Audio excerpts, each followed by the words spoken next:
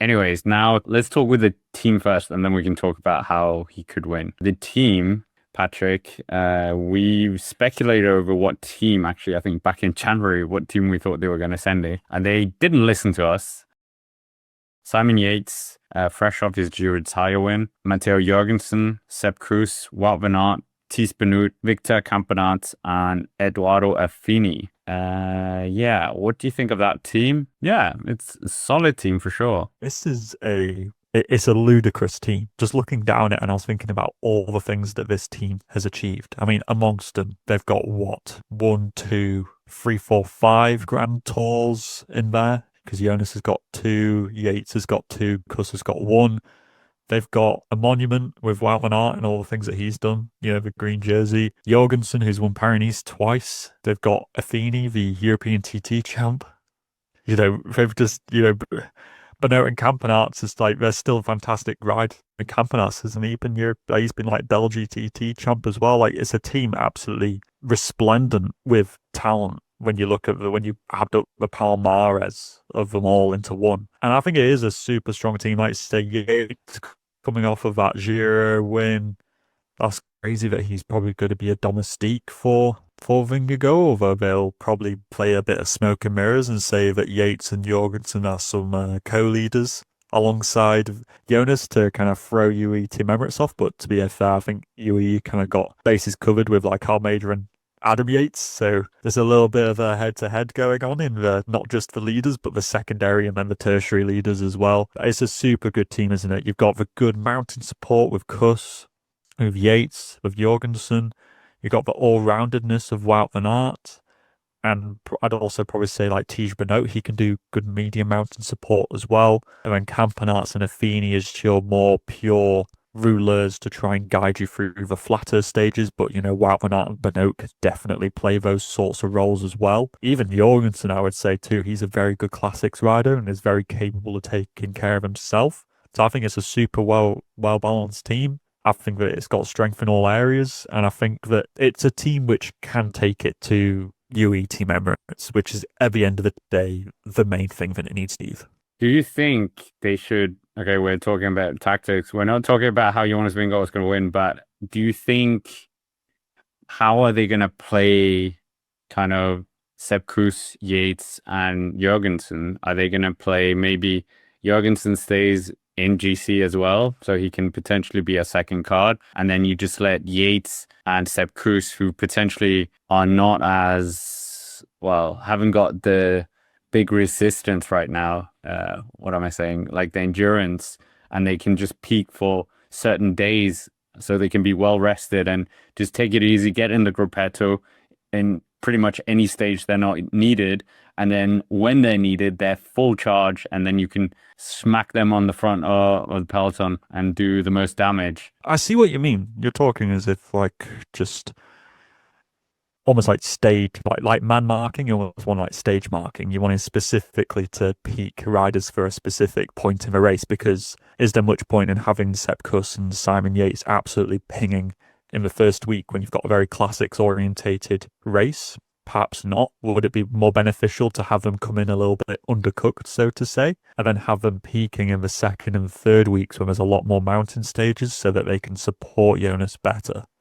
It might make more sense to do that. Now, that does have the disadvantage of you immediately wipe those guys out of GC before they've even had a chance to do anything. I mean, Yates has just won the Giro d'Italia at the end of the day. It might be a bit risky to write him off of GC like immediately, but it's difficult to say. I think that realistically they'll probably keep as many of them in GC for as long as they can so that they can apply pressure to UE. If there are any other crosswind stages where UE miss out, but they manage to get a Simon Yates or Jorgensen or whoever into the breakaway, or like a front echelon and Pogacar's behind, then they can put pressure on that way. Versus if you just ride for Jonas and Jonas goes out the back door of an echelon, then that's all of your eggs in the Jonas basket. So I think considering the first week looks so chaotic, it makes the most sense to have as many riders still in contention as possible, so you have as many options moving forwards into the race.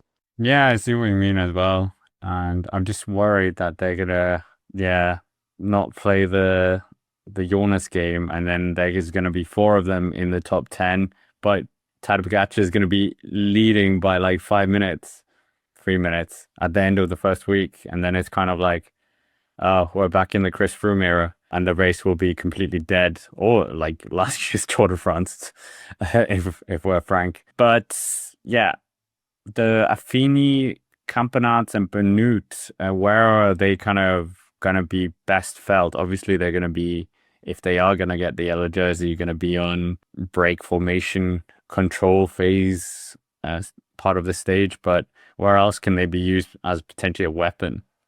There's no team time trial, unfortunately. Yeah, there is no TTT. I think this would be a very good team time trialing unit.